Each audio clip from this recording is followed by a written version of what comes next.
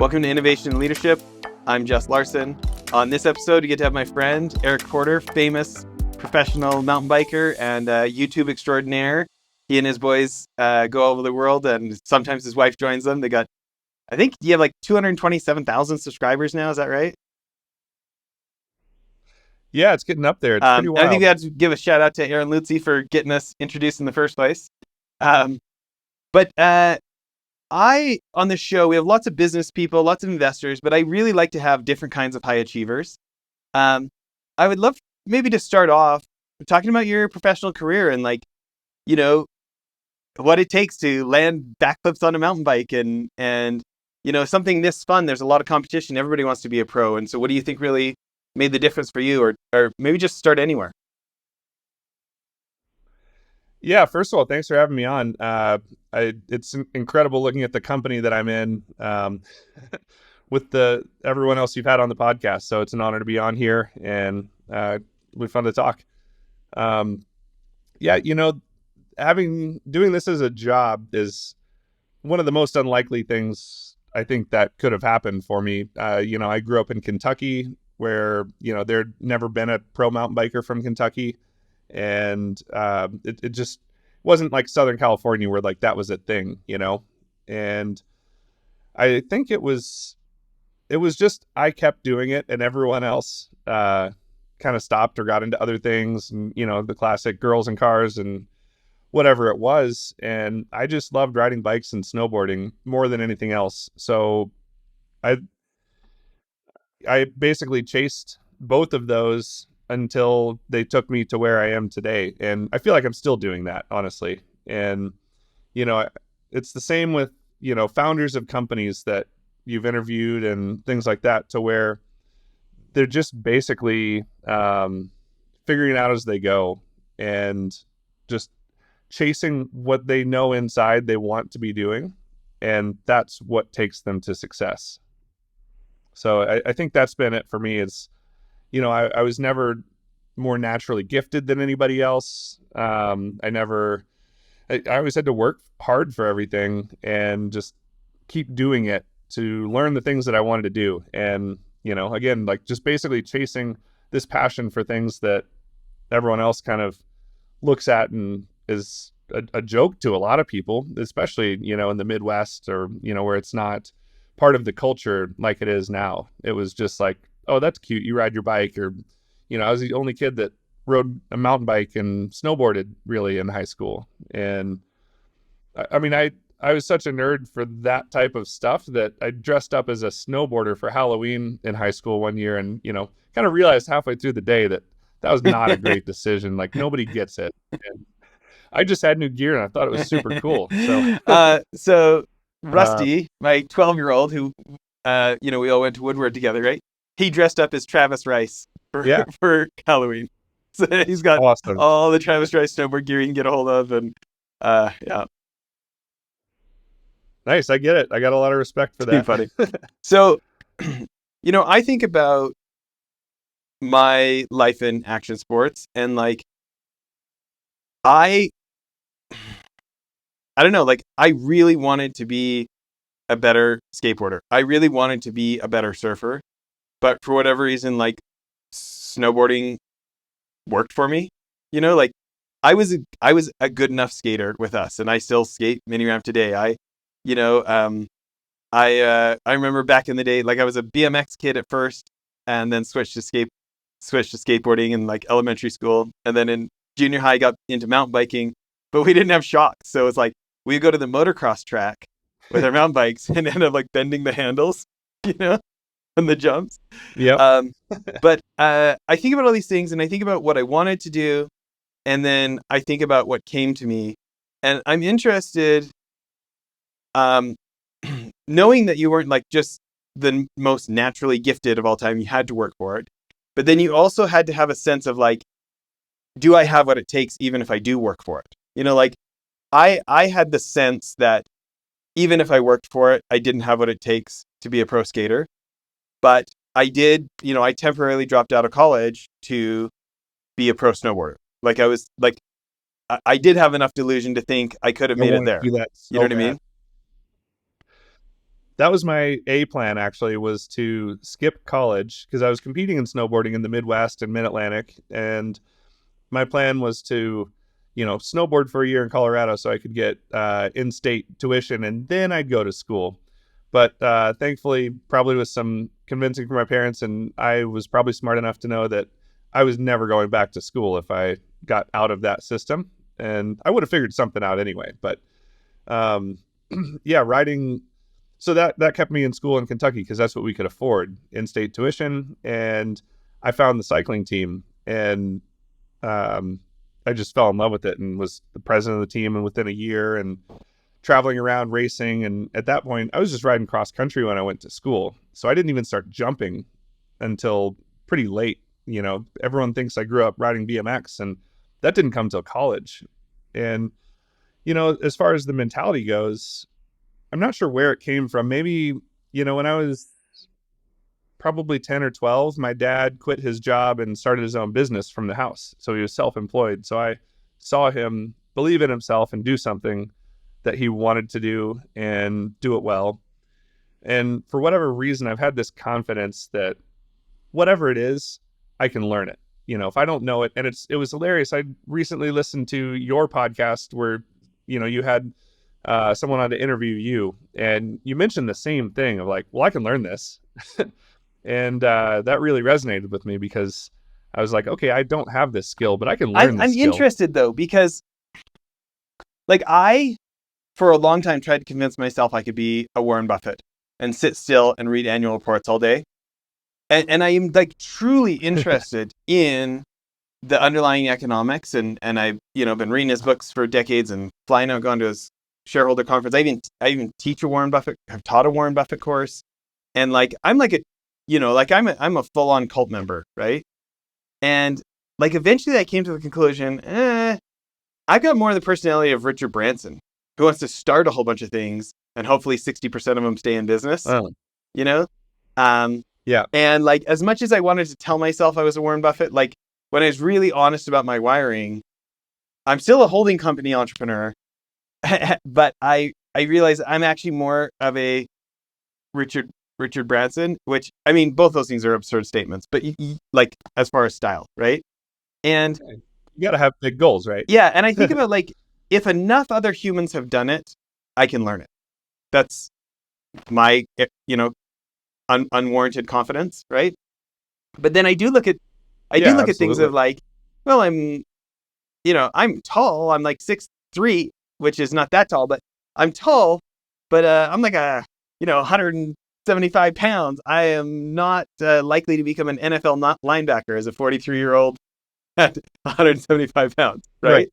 And so like, there's like, it's within reason. And so my question for you is, I'm sure that I have self-limiting beliefs. Like, I'm sure that I believe I can do things I can't, and that I believed I can't do things that I can. And so my question for you is like, again, from the Midwest, become a pro mountain biker is not something people in your neighborhood did.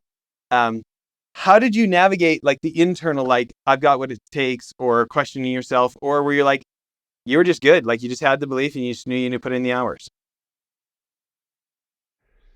It was a total case of chasing what I wanted to do, and then kind of finding that limit to where either I don't want to put in the rest of the work to get to this level, or just finding something that I enjoy more, and then kind of diverting and changing course a little bit. So, originally it was pro snowboarder. Well, I couldn't move out west to chase that. So I did what I could, and I kept getting better in the Midwest, but you kind of limit out a little bit until you can move out to be surrounded by people way better than you. And so then with bikes, the same thing. I wanted to be a pro downhill racer. And so then I started racing the Norbas, which was the national circuit that was huge, and all the World Cup guys were traveling to it.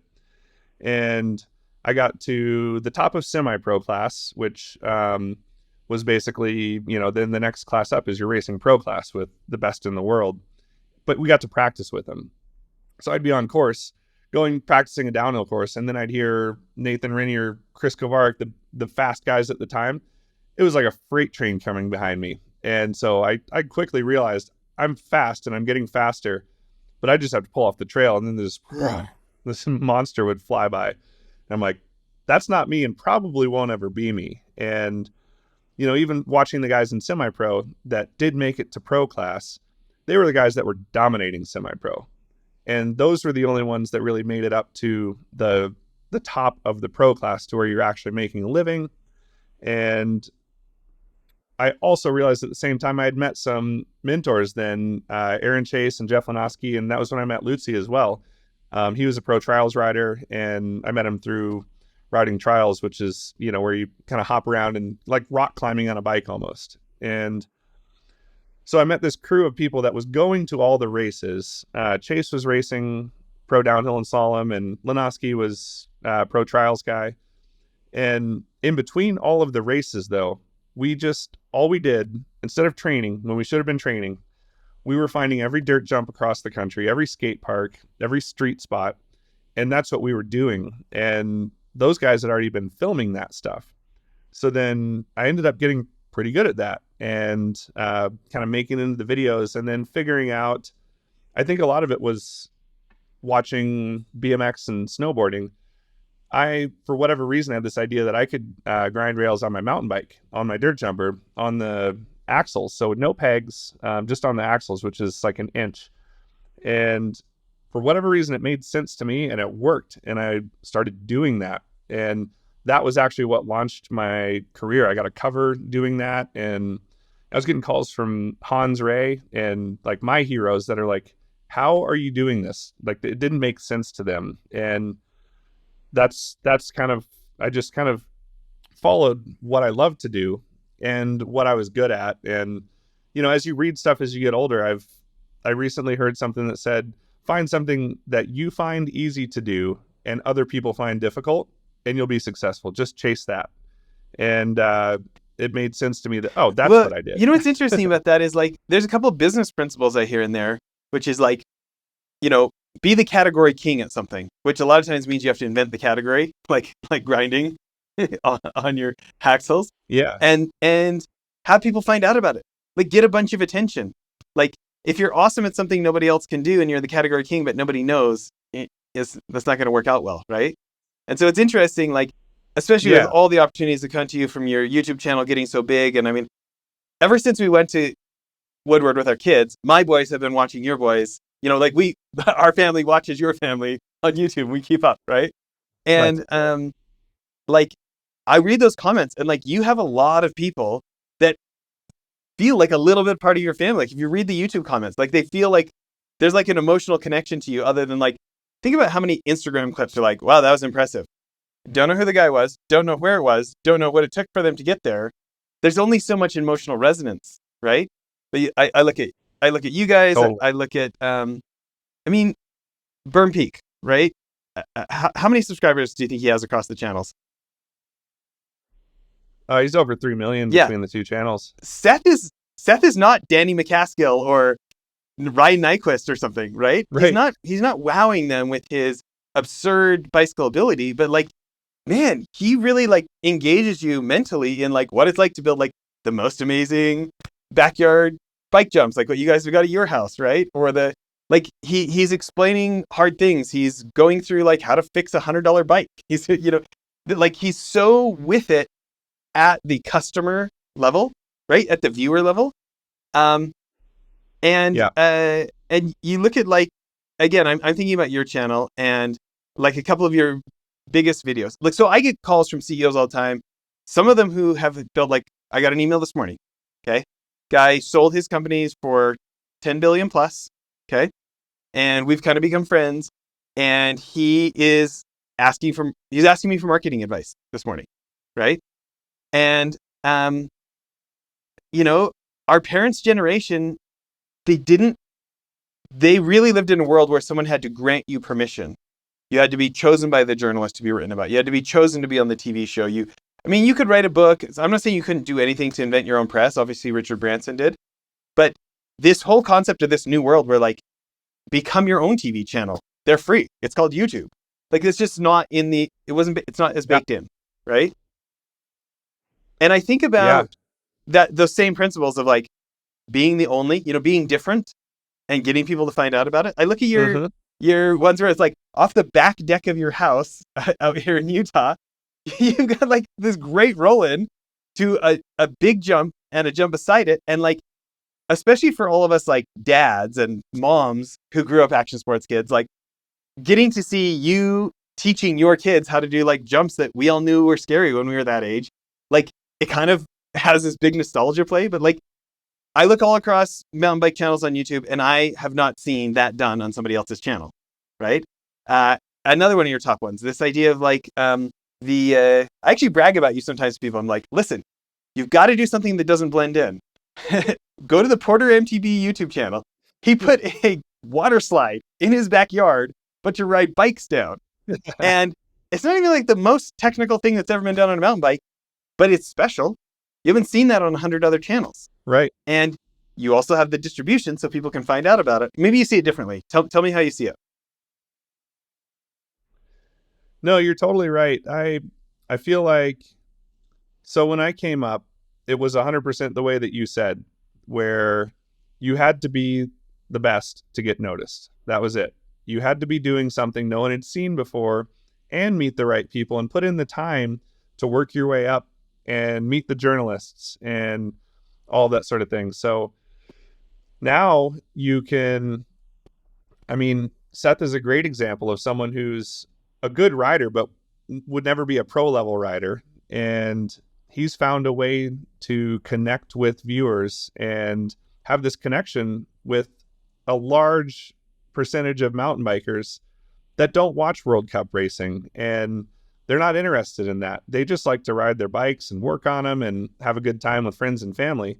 And that's what worked. And, I'm super thankful that I got to meet Seth through Diamondback put him on the team when he was, I think he had 30 or 40,000 subscribers. So, before everything blew up, but that was big at the time anyway. And, at the time, and there still is a little bit, but there's this stigma with YouTube, with pro mountain bikers, like they're too good for it, and, oh, those are just YouTubers. And getting to spend time with Seth, I got to learn the other side of it of, this is not about bragging about how good you are. It's not trying to show how cool you are.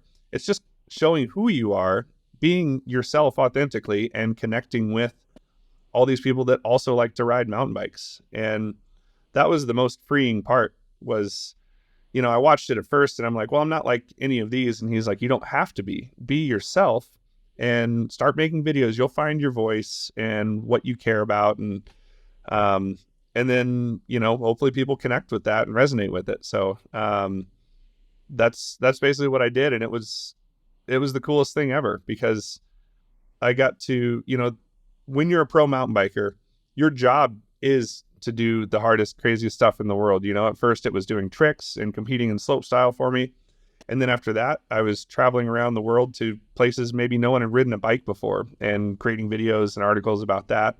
And now I can make videos in my backyard, having fun with my kids. And I don't have to do something death defying to get a, video out there. I can do something that is fun to me. And if I edit it well and that comes through in the video, then the viewer's having fun watching it and it makes them want to go ride. So yeah, it's a win for everybody. I think about growing up digging BMX jumps and building skateboard ramps in our backyards. And it's funny to me, if you count up across all your videos that take place in the backyard, building jumps, riding jumps, changing jumps, all this stuff, what do you think your views would be if you counted up the views across all the videos that are in your backyard? Oh, it's tens of millions. Yeah. Right? Yeah, it's pretty wild. And you think about like we used to do that for free, for fun. Yeah. And now you get to keep doing it. Right. You get to keep doing it, but it obviously is created a life. So by the way, let's talk about sponsors. So talk about your sponsors now and maybe who you're sponsored by before. Yeah, so ride for Diamondback bikes now, and it's really cool backstory with them too. I've been there since 2011, so 13 years, I think. I've been working with Diamondback, which is awesome, to have this long-term relationship. And it's funny because my first job was working in a bike shop that was a Diamondback dealer, and my first nice bike was a Diamondback. So a lot of kind of full circle stuff there. And before that, I started riding for Iron Horse. That was my first sponsor. Another great kind of business story there was, so I got out of college and I was racing the Norbis, trying to make it as a racer. Things hadn't happened outside of that. And so I graduate college, and they'd been giving me bikes or frames. And the product manager called me and said, hey, I need an assistant product manager. Would you like to take this job? This would be my first job out of school, real job in the industry I love. And I think the offer, it was going to be in Long Island. So I have to move to Long Island, which I didn't really want to do. I wanted to move out west. And I think it was for 24 grand a year to live on Long Island, work full time, trips to China and Taiwan for the factories, and not ride my bike and not chase this dream that I had. And flew up there, and I just had this feeling, and I was like, I wonder what my parents are going to say, turning down a real job in the industry I love to chase this pipe dream, and thankfully they were supportive. I turned it down, and within a year I was a paid athlete with Iron Horse, and within 2 years had a signature frame with them. So it was pretty incredible there. So I tell kids that a lot, like, don't chase the the short-term gains and security for something that you really believe in. Yeah, no kidding. And after that, I was with Haro for a bit. So also really cool. That's who Nyquist rides for. And that was, I've always loved BMX. And so it was cool to kind of all these companies, Diamondback as well as a huge BMX heritage. So it's been really cool working with that as well. So that's been the kind of the story there. But yeah, it's been long term with almost everyone that I work with. Well, I want to get your advice, kind of what we were talking about a little bit before the show, of like what our real estate fund is doing with these, building resorts for action sports families near national parks and snowboarding mountains and surfing beaches and wake surfing lakes and stuff. And I look at Seth's Airbnb, where there's like actually a place to wash off your bike, and there's extra chain and stuff, like the things a mountain bike family would want when they're on vacation. And it is just shocking to me think about how much money we spend with our families to go places to go snowboard, and all the places to rent, whether it's the hotels or the Airbnbs, there's nothing for us. Like, there's no place to wax your snowboard. They'd prefer if you didn't wax your snowboard there. There's no place to unless you're like actually at snowboard resort, right? There's no place to there's no locker to put your stuff and let all the snow drip off. And it's just like a box with a bathroom at these hotels. It's not actually built for the people who are going there. And it just seems like such an oversight to me. Like, think if you could have, here's my sales pitch, okay, for some Porter MTV video. You're going to go to, so we're working on some stuff south of the Grand Canyon right now, okay? You're going to go to the Grand Canyon to ride bikes. And I've got a place that is the same price as the other Airbnbs, but ours comes with a place to wash your bike, a separate place to lock up your bike. Nobody's asking you to leave it on top of your Subaru, right? All these bike jumps, zip lines around a 40-acre property, like double, so you can race your kid on 40 acres of zip line. And I'm going to make you sign a waiver, like a skydiving waiver, like you could die here, but like really legit jumps that are that your kids are not going to be able to go off. Like, there's from that level all the way down to something that your toddler can go on the little paved pump track or something. If there was that was anywhere in the price range of the other places to stay, I feel like my people, it's going to be a gimme, but maybe I'm talking myself into it. Give me your feedback. No, I totally agree. It's been, traveling with bikes for this many years now. We're always, sneaking them in at night and trying to hide them in the hotel room. There's nowhere to wash them. Same thing with when we travel my boys compete in ski and snowboard slope style and things like that. So I've got to bring in a wax table and a drop cloth and this whole setup.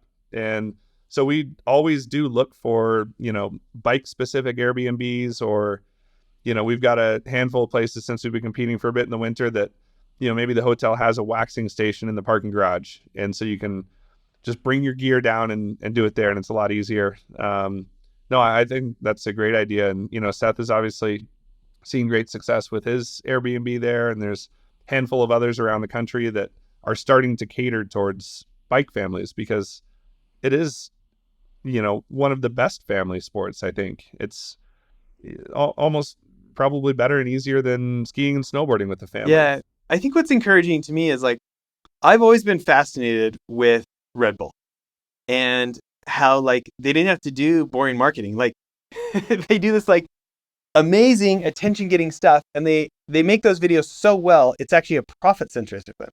There's like, 1% of the companies in the world where the marketing department makes money, not costs money, right? And then I look at what you're doing, I look at Seth at Burn Peak, and I look at these like, I mean, that Airbnb, what would it cost him in paid advertising to get that many people to find out about his Airbnb? I mean, like the dollars that would cost to advertise that Airbnb compared to him getting to toss it on his own YouTube channel because he took the time to really understand his customers and like become a part of their life. I mean, it just feels like such a hack.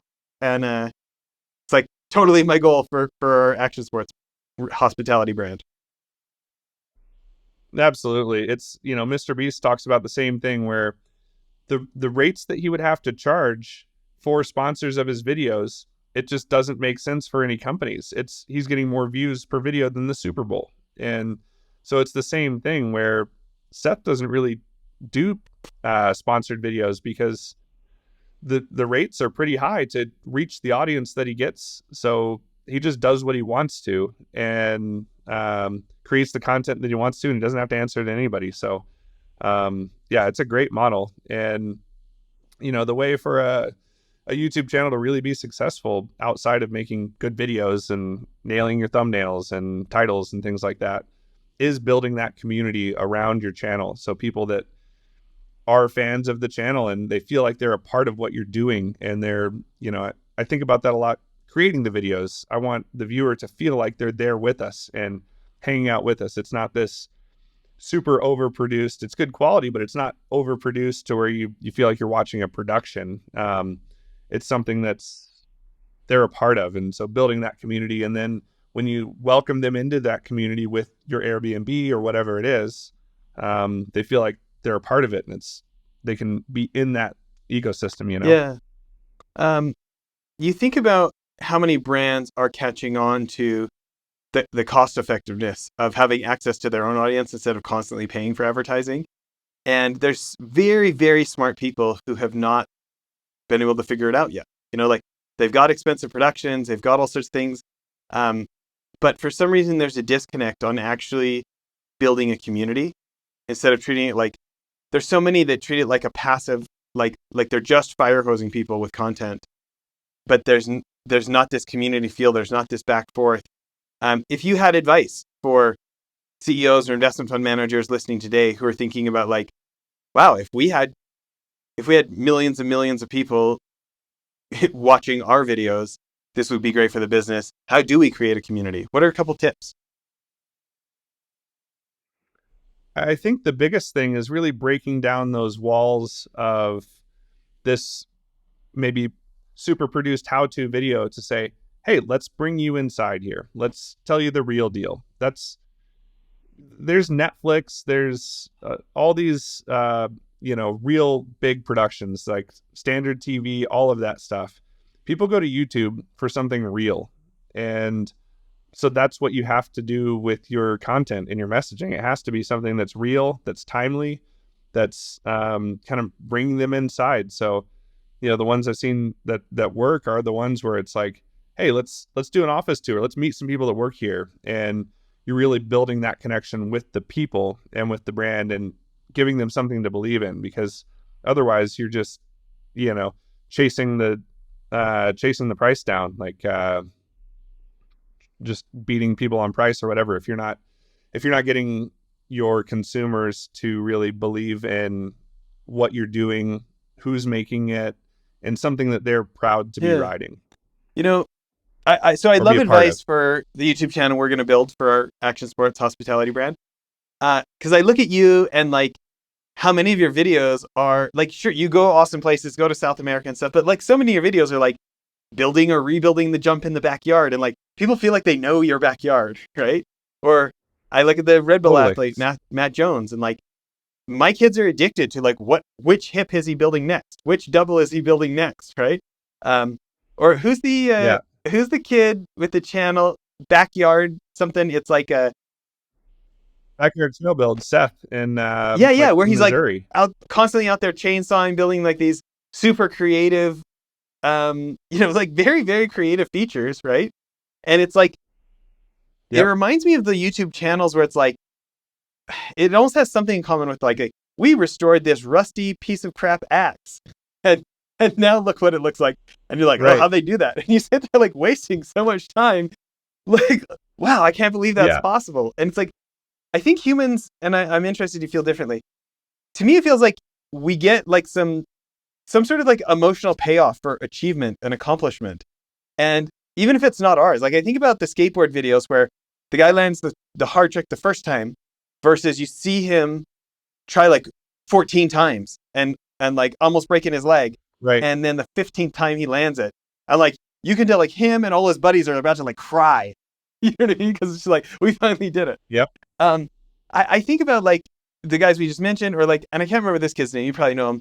The kid from Australia who makes those like just buttery smooth jumps in his backyard out of the red dirt that are just, I mean, they almost look plastic. They're so well done. Do you know who I'm talking about? Yeah.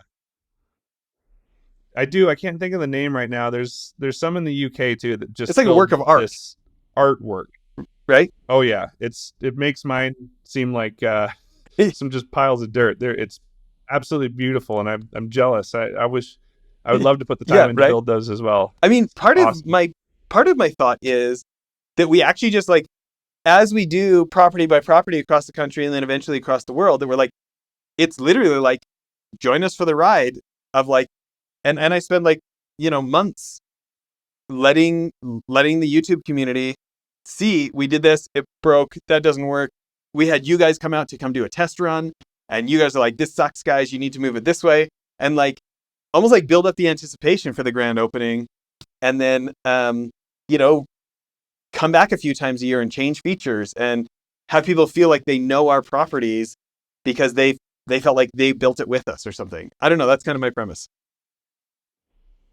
Yeah, absolutely. I would bring people along for the build, and here's how we're gonna build a $120,000 tiny house for 60 or whatever it is. We just want to build this from scratch, build this from the ground up, and people love seeing that progression. And then maybe you put together the full build into one video too, and the build Yeah, out into yeah, one mega video, and um, now we're gonna build the line, and it will grow slow too.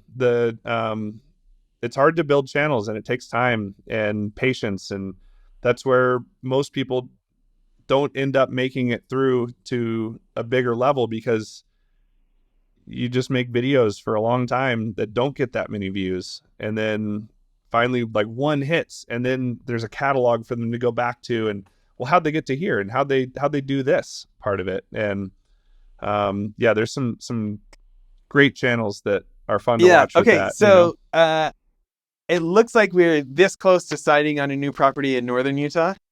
So you and the boys got to come up and Okay. come. Our partner on the land is like a hardcore mountain bike family, and so we got to get you and the boys to come up and test it as we start building those ones. That sounds awesome. Yeah, that's cool. I would love to do something like that as well in the future. And it's one of those things of it does takes capital and that sort of thing to build things like that, but that's incredible. I would love to come check it out Yeah, and be we a part of got to that make you too. like an official advisor of the fund. Um, uh, There we go. so let's you guys are absolutely my target market. You like there's like the families that mountain bike, and then there are mountain bike families. There's the families that snowboard, and then there are snowboarders. You know what I mean, right? Um, so Right. uh, slight tangent. Who were your favorite snowboarders in the '90s? Oh, let's see. Devin Walsh for sure. Huge Devin Walsh fan. I got to meet him Really? a couple times with Skull I, Candy. I had a I had Chip Yeah, I had a Wilson on the dinner. show, the guy that started Go ahead. Lululemon, but had run West Yeah. Beach for like 18 years before that, and he talked about when he sponsored Yeah. Devin, and growing up in Western Canada, like Devin Walsh was our Michael Jordan. It is. Keep going. Oh, totally. I loved everything about him, and the snowmobiles and the backcountry side and everything. Yeah, and then obviously Jeremy and JP. The whole forum thing was huge for everybody. That was the Yeah. biggest So I thing. actually just met Jeremy a couple months ago at Travis Pastrana's Nitro Cross.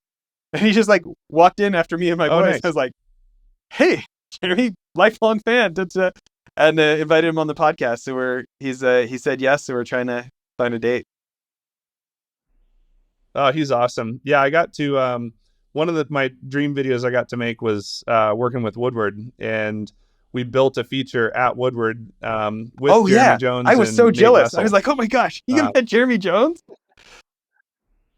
Yep, he's the best. And it's funny. Another one of my friends that I grew up snowboarding with, when like in the middle of that build, he was my friend that I grew up with, was having a rough time, relationship breakup and a lot of life changes and stuff. And I knew how big of a fan he was of Jeremy, and I said, "Hey, do you want to talk to my buddy real quick and just say what's up?" And he totally did. And yeah, he's a super good guy and good friend now, and one of the best to ever do it too. Surprising, as I don't know what he is, mid to late 40s.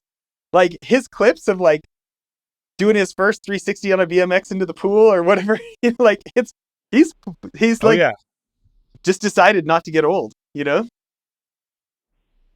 Yeah. Yeah, the gene is still in there. He's the send. It almost like, he's a grown man that's accomplished more than I ever will in sports. But yeah, knowing his like after like his leg breaks and stuff, I'm watching him like he's like, "What do you think about like sending this berm to berm gap?" And he's like, "I think I can flip it." And I'm like, "Man, this is not snow." And but he's like, that's how he got to where he was having that in there and the confidence to do it. And I talked him out of it with that specific berm to berm thing at Woodward, but he was like, he probably would have pulled it if he wanted to. Did you see his episode on Bombhole with Chris and them? Oh yeah, I think that's my favorite Bombhole episode. Period. So good. It's such a good one. Yeah, I love that show, and yeah, it's great. It was awesome hearing his stories and JP's as well, and I hope they get Devin on there one of these days. Okay, as well. We can move on, but I need at least one more before we move on. Sure. Yeah. Oh, another name. Yeah, I Hawkinson, of course. My first board was the Hawkinson Sword. I didn't realize the significance of it at the time. I probably knew that it was his, but I got it used, and it's the one board that got away that I wish I had never sold. But when you're younger, you got to sell one thing to get to the next thing. And, I had a big poster on my wall as a teenager of him on that board doing a huge method. Yeah, everything he did was just beautiful. And then definitely Nicholas Mueller, watched him a lot. Just the way that he interprets the mountain. Is he the most creative snowboarder of all time? He's got to be in the runnings, right? Oh, maybe. Yeah. Yeah, he's just the way he sees the terrain different than anybody else. I mean, I would watch clips over and over because you're like, how did he do that there and transfer from this to this? But Arthur Longo, I've been watching a lot now. The way he just riding a resort and did he do the did he make the side hits experience series? Is that him? Yeah, I think so. Yeah, shocker. Like we have all ridden side hits our whole lives, and no one I know thought to do that stuff. That's another great example of kind of finding your lane, because he was a super successful snowboarder that I had never heard of. Part of it's having kids and being, so deep in the bike world, but he was like, I think an Olympic snowboarder or close to it, and competed in half pipe forever, which totally makes sense with the side hit stuff now. But I'd never heard of him until I saw the side hit stuff, and all of his transfers and just 360s now and whatever it is. And like, he's bigger than he's ever been as a snowboarder because of something that no one would have ever But there again, thought, right? he's like the category king of that. I mean, you ask anybody about side hits, Totally. and they tell you about that video series, and like, he's the guy, right? And he's got the distribution. And like, I think about those different snowboarders, and like, it's so funny. I think half my audience is tuned out by now. I don't care. I'm having fun. I think about this though, Right. like, you look at those different styles. Devin, huge and smooth. Nico, so creative, right? Terrier, just such a dominator. Like, Jeremy, just like just stomping, big stomping. And like, I was never a rails kid, but like, I could respect his rails. Yeah. And then it's like, the rails kids, like rail, rail, rail, rail. That's it. And like, he's like rail, rail, rail, double backcountry in a row, huge, just monster huge, right? And stomping it so solid. Yep. And you're like, wow, that's a guy who's like cross-pollinated. You know what I mean? You think about how many. Absolutely. Speaking of cross, I was just gonna say, think about how many great businesses are not the same but better, right? When somebody's like, think about the gear wars. Oh, our bike is half a pound lighter than the other guy's frame. Like, if you love Specialized or you love Diamondback, the fact that like Norco had some half a pound lighter frame is probably not that's not enough. It's not enough to, this incremental improvement. It's not enough to like switch our identity of like, I'm a Haro guy. You know what I mean? It's got to be something like totally genuinely remixing in a new way, right? Yeah, absolutely. I was going to say the one that slipped my mind is Palmer, because I still have in the box of old magazines and stuff, I still have the USA Today article about him when he was dominating bikes. He was the biggest thing. Like, he changed mountain biking because he brought the motocross gear and he made it cool. It was all spandex and nerds, and he made it cool. And he was also dominating snowboarding, and which snowboarders thought was crazy. Like, you mean the guy with the Cadillac tattoos? Yeah, Sean, you're right, Sean Palmer. And and he was such a big deal in snowboarding. And also, you're like, what's he doing biking? I thought he was that's weird. What's he doing over there? And it's kind of like, you're thinking like, Michael Jordan in baseball, like, this isn't going to go well. And then he like really makes a name for himself and goes huge, right? Yep.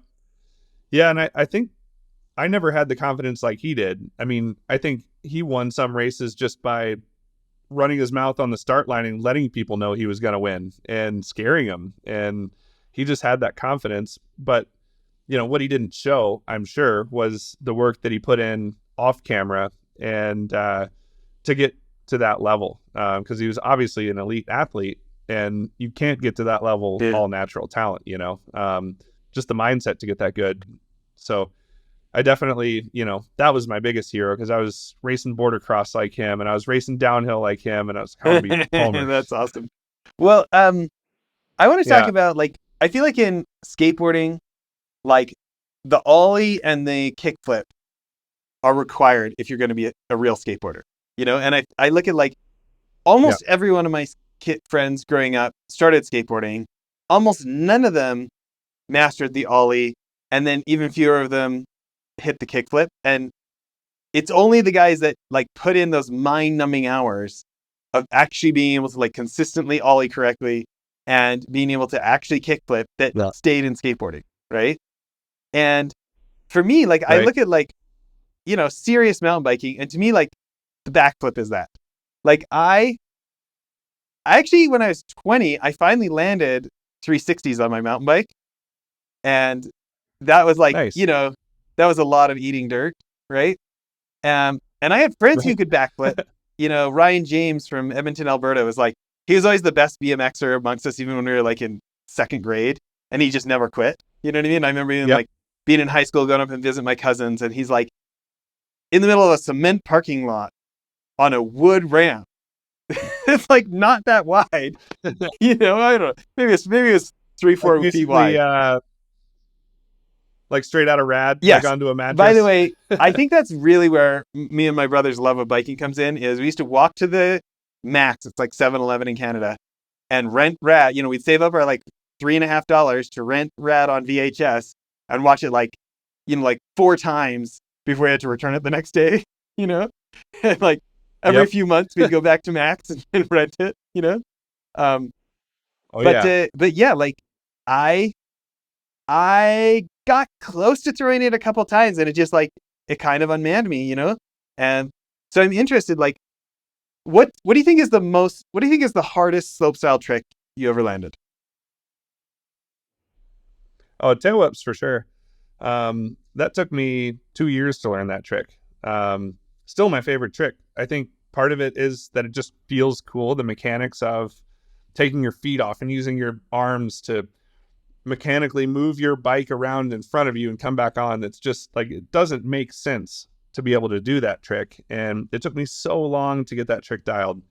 And so that was the hardest one. And I mean, I did like 360 tail whips, things like that too. But something about, and that was a really cool feeling too. But it came a lot easier because I could 360 and I could tail whip. So then you just put them together. And yeah, tail whips were the one that just took forever. Probably would have been easier if I had learned them on a BMX, but I really never put in that much time on a BMX. Rode street more than Yeah. I did dirt jump or that sort So of thing. So I yeah, want to that trick talk for sure. about let's talk about backflips for 1 minute because I never got them. So when you're like Yeah, you're working up to it, and you're just not sure if you can pull it, and you're like going to be upside down, and it's going to land on you, and you might land head first, right? Um, right. what was your mental talk like to going for your first backflips? Um, with that trick, the first time I actually tried it to dirt, I did go halfway around and realized I wasn't going to make it and took my hands off and landed, it was on a mulch landing at Lenoski's house. Funny enough, it was during a jam and being filmed. So it ended up on one of those TV, crash reel shows. um, and, I was okay. And I got back up and did it again. But I didn't have them good and I wasn't doing them right either. I learned how to, snowboard or backflip on a snowboard first, actually. Which I think helped because it's snow and it wasn't powder, but it was slush at least because Midwest. And so I actually, before I got into bikes or snowboarding, I did gymnastics for a few years. So I think that helped as well. So I had my mind wrapped around doing, like, going upside down. But once I started getting them, I was doing them kind of laid out with my hips to the bars, and they didn't look good, and I couldn't control them very well. So I had to go back and relearn how to set it correct and kind of have the bars out in front and kind of be tucked up and be able to open up or tighten up if I need to get them around. So it was a process. I'd say it's easier to do than Really? 360s. Yeah, there's more mechanics to the 360s. You can get off axis and things And I like that. tacoed my But rims a the couple backflip, times. yeah, yeah, it's really like it. I feel like any trick, there's this rush to, I mean, everyone's looking for hacks on everything, right? So there's this rush to get to the tricks quickly. I know how to jump, I'm fine. But spending more time pumping and learning the mechanics of bikes and jumping and hitting 1,000 jumps, like 10,000 jumps before you start doing tricks goes a long way. And that's what I've been pushing with my kids as well.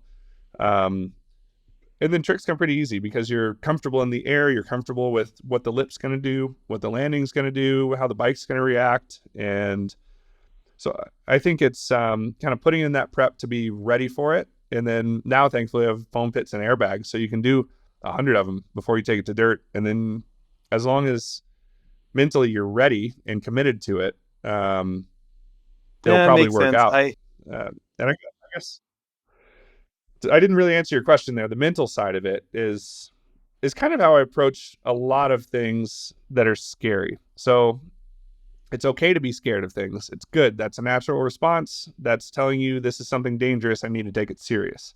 So it's not this, what's been publicized of we are daredevils, we're, risk takers, that sort of thing. I view it more as I'm a risk manager.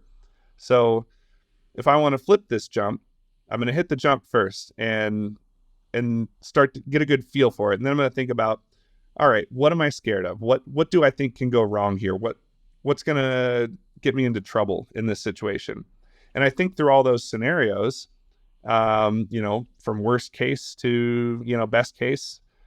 And once I've kind of gone through all of the things that can go wrong with it, I create solutions for those. What do I need to do for that not to happen? Okay, make sure I don't go left off the jump or whatever it is, or don't go too fast or too slow. So I come up with solutions to each of the things I'm scared of that's going to be a bad outcome. And then that's out of my brain. And now that I've learned more about flow state and about doing dangerous things and managing risk, I understand the process. But what I used to call it when I was competing was I'm going to turn off my brain and then do this run or do this trick or whatever it is. And that was my way of communicating. I'm not going to overthink this. I'm only going to think about what I need to do. And so at that point, I'm not thinking about all the bad stuff that can go wrong anymore. I'm thinking about what do I need to do for this to be successful? And then I visualize that in my head a few times, and then I go do it. It honestly reminds me a lot of entrepreneurship. So there's a Delta Force guy named Tu Lam that talks about this principle from Japanese martial arts. They called it Mushin. It's like where your craft so well, in their case, martial arts, that you can stop thinking about the martial art and just be there and let the automaticity from, Right. Myelinated neural connections take over kind of thing. And like entrepreneurs, like I don't know if you feel differently. I feel like so many of the job people that, cousins, aunts and uncles, people think I'm crazy for the entrepreneur stuff I've done. They're like in the risk avoidance business and they think that I'm looking for risk. And I'm like, I'm not looking for risk. I just, I'm in you called it, I can't remember what you called it. I call it risk mitigation. You called it risk management, right? Like, Yeah. I feel like they're in the risk avoidance similar. business Yeah. and I'm in the risk mitigation business. But like, it's like, they're not going to do it at all. I'm going to do it, but constantly thinking about how to reduce the risk. Like I think about learning backflips on snowboards. Like I didn't actually land them till I was 18, but like I spent the previous summers with skate shoes, duct tape to a skate deck on the trampoline, with like, like my first backflip I ever did on a trampoline at all was with crisscross jump, pumping as a 13-year-old, right? Yeah.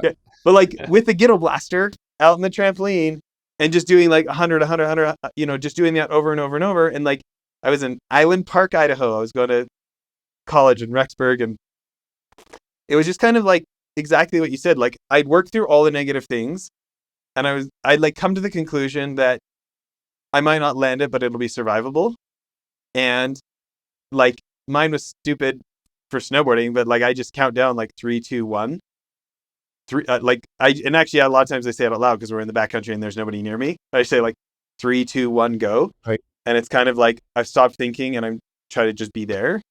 And I was the first one of my friends to do the backflips and the first ones to do rodeo flips and these different things.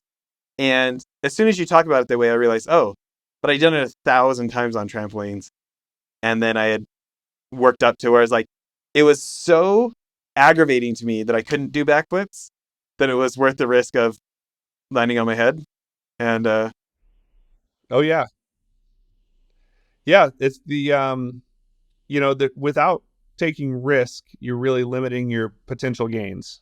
And so there's anything big and cool in business or in sports that you want to do, there's going to be more risk involved. And so coming up ways to mitigate that risk by doing 1,000 reps on the trampoline and building the right jump. And you do all these things. And like you said, I think that's really cool to be able to portray in videos as well, helping my kids through stuff, because You see the Instagram clip and you don't see what went into that.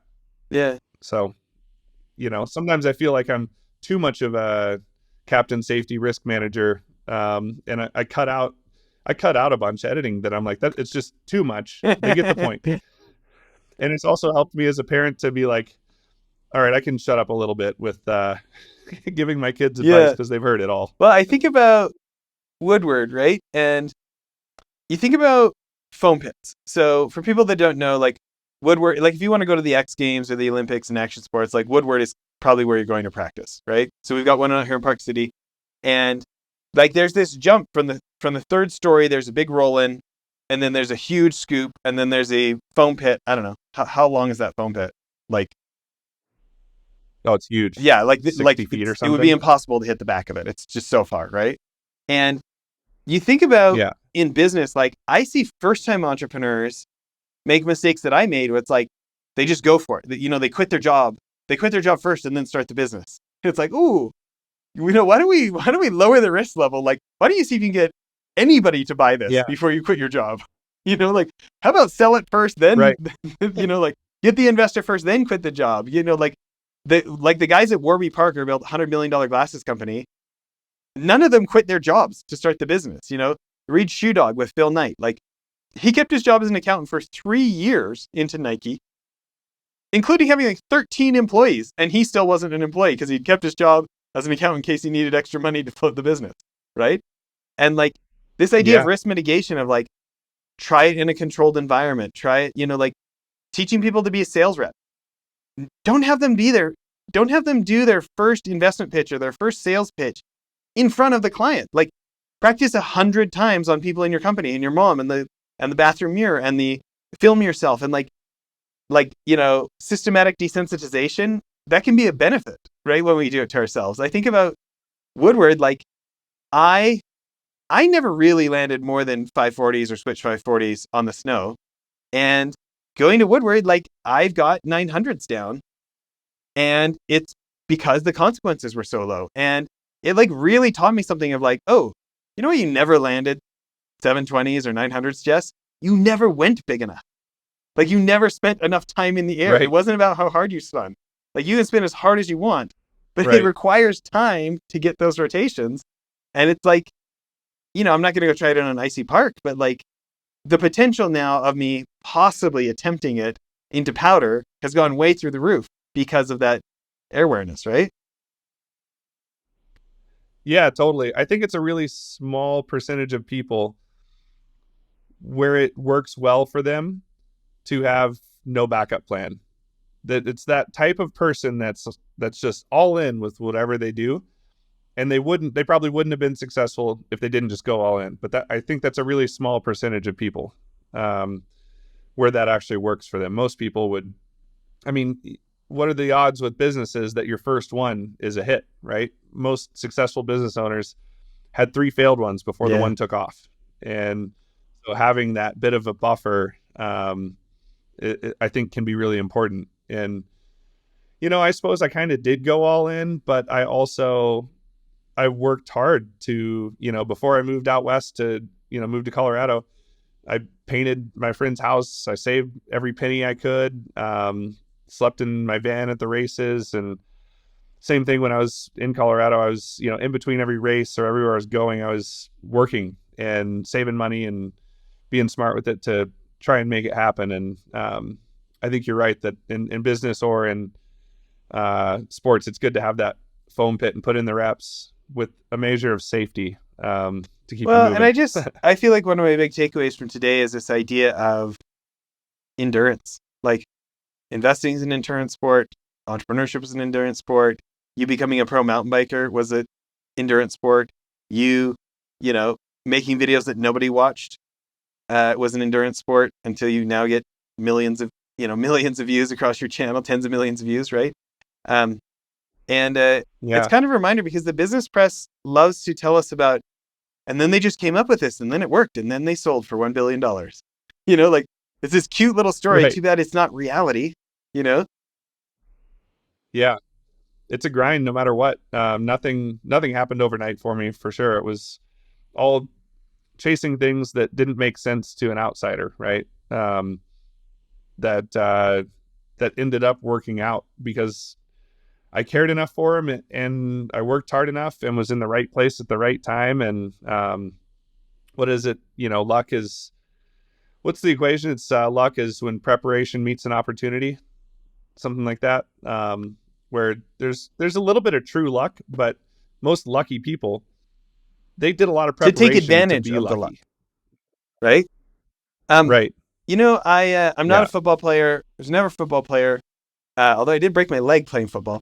Uh, I I love Jerry Rice from the San Francisco 49ers. That guy, he's got this. I believe it's him who's got the saying, almost everybody's got the will to win, but do they have the will to practice? Or like, do they have the will to Yeah. practice but nobody's watching, or something like that, right?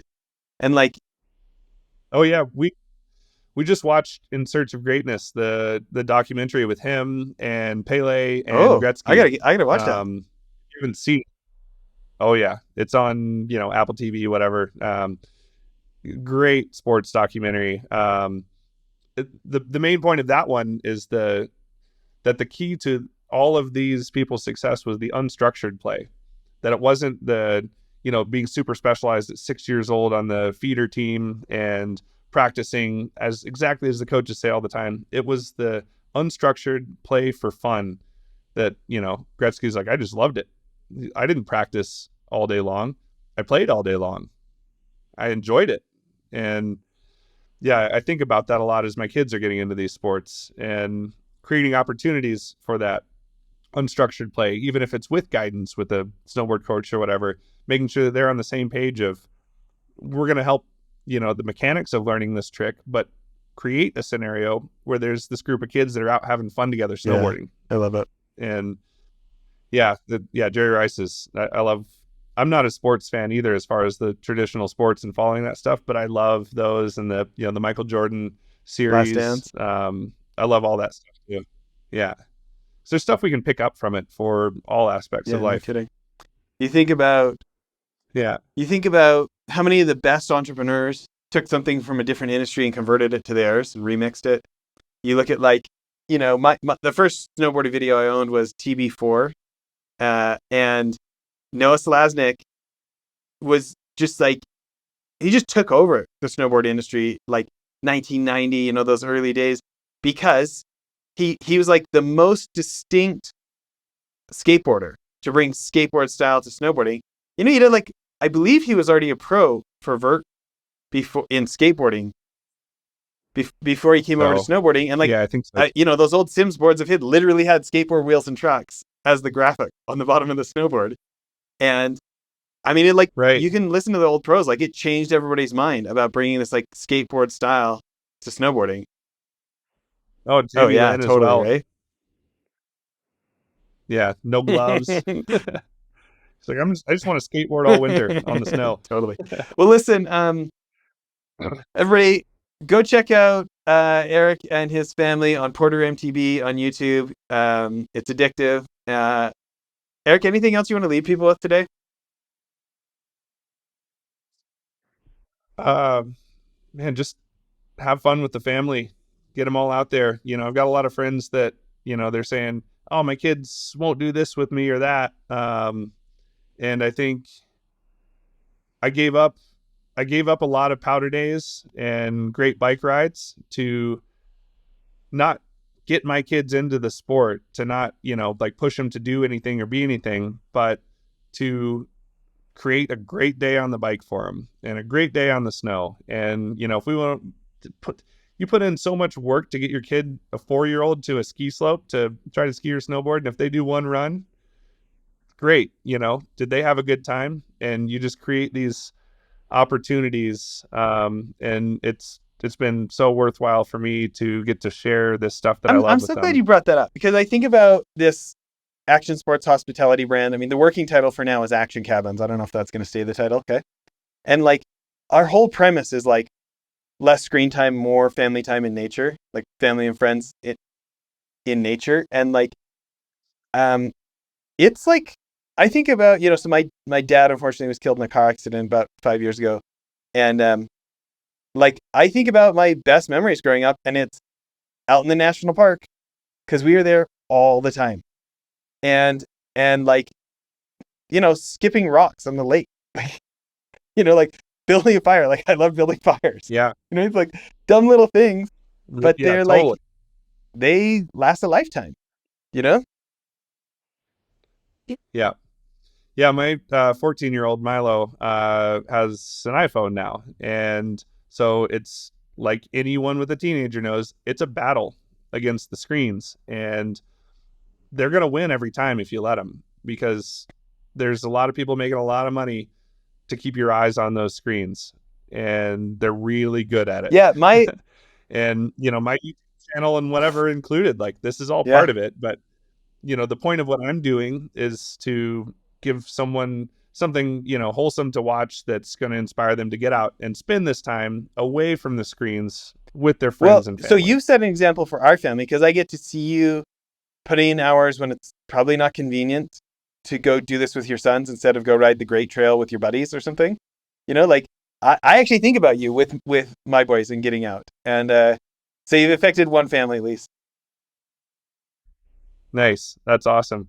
Yeah, it's a lot of fun. And, I look back at photos when they were smaller riding with them now, and it's, really nostalgic, and they were so little and they were just so full of wonder. And it's, changes to more, they're looking for jumps now, and they're, riding harder, but the fun is still there, and it's something we can do together. And I can still ride the trail I want to, now at the speed that I want to as well. So it's gotten to a really, really fun window now, and it's totally worth missing those powder days, or the big ride with the friends. It's good to do those too from time to time. You can't just give that up, but yeah, it's Do you the know long game. this book by That's the Harvard business professor Clayton Christensen that wrote The Innovator's Dilemma called How Will You Measure Your Life? no, but It's I need so to read good. it. It's so good. And it just like goes through the lies that ambitious people tell themselves of like, well, I'm just going to spend this extra time at work so that I'll have more money to spend time with kids later. And he's like, nobody intentionally screws up their kids. Nobody intentionally distances themselves from their kids. But he just walks through all the short-term career wins or the short-term this or that keep us from our big long goal. And it's like really impactful because he'll tell you some some business story about like, no wonder Unilever can never like make a huge win on a product that takes 5 years. They transfer their senior executives every 18 months. So nobody has the incentive to win at a 5 year, at a full product launch, which would take 5 years because you've paid them not to, you know? And you're like, oh Right. yeah, those idiots at Unilever. And then he's like, as soon as you're like completely bought in, he's like, so I think about my graduating class from Harvard. And he gives you this exact sample about how like an ambitious person does the exact same thing in their own career with their own family. And it's like too late to disagree with the points. You've like convicted yourself. And it's like, oh, maybe it's okay to get rich a little slower. And maybe it's okay to not take every business opportunity because of what that will do long term to what I say I really care about. And anyways, it's a really great book. There's another great book that's similar, 4,000 Okay. Weeks, I think it's called. And that's the premise is that you have, on average 4,000 weeks to live. So what are you going to do with them? And I've kind of treated my whole life this way, starting from my very first job out of college, turning that down to create the life, or at least try to create the life I want to live. And, I've got friends now from college that have retired with a pension from, fire or law enforcement or whatever it is, or been really successful in business, but had to give up 20 years of their life on Wall Street or whatever it is. And, they're way more financially successful than I am, but I live a comfortable life, and I've been able to do it on my terms the whole time, and be there for and with my kids. And so, I just, even thinking about it now, I'm like, sure, it would be nice to have a lot more in the retirement fund. Nobody feels like they have enough, but, and, but I wouldn't trade any of it for the experiences that I've had. And, again, we've all had enough friends die at our age, over the years, that you're like, you don't nobody knows how long they have. And so you better enjoy it while you're doing it. And instead of, the old model of take the safe route, retire when you're 60 and then live your life. Like that's always seemed absurd to me. So yeah, yeah, chase what you're into and find a route there and make it successful is, that's the route that I've taken. Yeah. I love that. Like, it's kind of like Warren Buffett says, the two best times to plant a tree, 20 years ago and today. Yeah, I love that Nazi death camp survivor, Viktor Frankl, his book's Man's Search for Meaning. And he says that we can change at any instant and become who we want to be. It's like a video game reset, like regardless of what's happened today, like we can all just decide right now, you know what? I'm going to start being the dad I want to be. I'm going to start being the mom I thought I'd be starting this afternoon, and right. Our path, I grew up in Canada, love Canada, but I got to tell you, I think America is the number one country in the world where your past does not have to determine your future. And like, I don't just mean your parents or where you grew up. I mean, like, what you were doing last week does not have to determine your future. You get to decide. Yeah. And so, like, I feel like even just you saying that is like a kick in the butt for me of like, my boys texted me before this, whenever there's more than a foot of snow, we let them skip school. And so, and then our Nice. 12-year-old's actually doing full-time homeschool this year so he can snowboard more. But they texted me before the interview and they're like, Dad, can we take the snowmobile up to the top so that we can get some shots? Because they just put out their first YouTube video a week ago. And awesome. Send me a link. And I was kind of stoked, And so part of me is thinking like, okay, well, what am I going to do tonight to make sure I can take them backcountry on Saturday, Yep. I just had the same kind of conversation with a group of friends we were around a campfire, and I've been thinking this for a couple of years and started taking action, but there's so many people that, are 40 years old and say, I always wished I had learned Spanish or I had done this or like started a band or learned an instrument. And I said, what am I doing? Like, I've always wanted to be in a band. So you did? I started a band and I got a band of other dad friends now. Yeah, we play over here. We got drums and guitars, bass, the whole deal, and a few other friends that know how to play. And I've just been teaching myself. And my younger son, Owen, is an absolute slayer on guitar. He can outplay me, like run circles around me with that thing.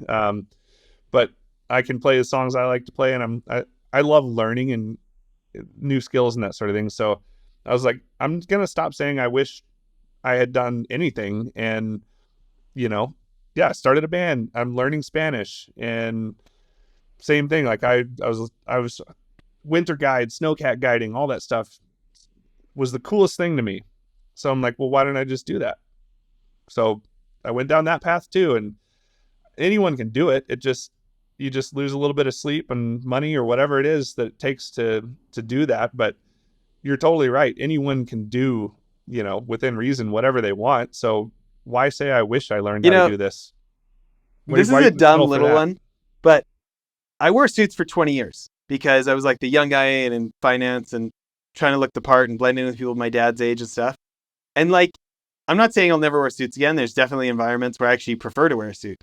But like, I don't know, I used to do these interviews in like a white shirt, like it was not my like Volcom colored shirts. It was like, a white business shirt, right? Yeah. And my suit pants and like 2 years ago, I just decided I was done wearing suits. And I started a new wardrobe. Like people probably think I only own one shirt because I've had like so many of the same Volcom shirts. Okay. I'm like, they doing the Steve Jobs thing. I'm like, where it looks like I have the same wardrobe every day. But I was just like, I'm inventing my own style. I call it, there's business casual. I call it business snowboarder. Nice. And I totally buy into that. You have to make so many decisions editing and then so many decisions with your family and with everything else. I'm like, I'm cutting down on decisions. I'm wearing the same 3 things or whatever it is, I love it.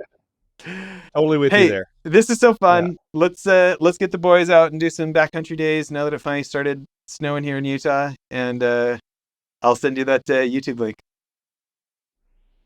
Yeah, that sounds awesome. The boys actually saved up all summer to go in and bought a snowmobile. So they have their own Really? kid-sized sled now too. Okay. Oh yeah. So we'll I love come it. up and ride with you. Thanks for doing this, man. Okay. Bye, everyone.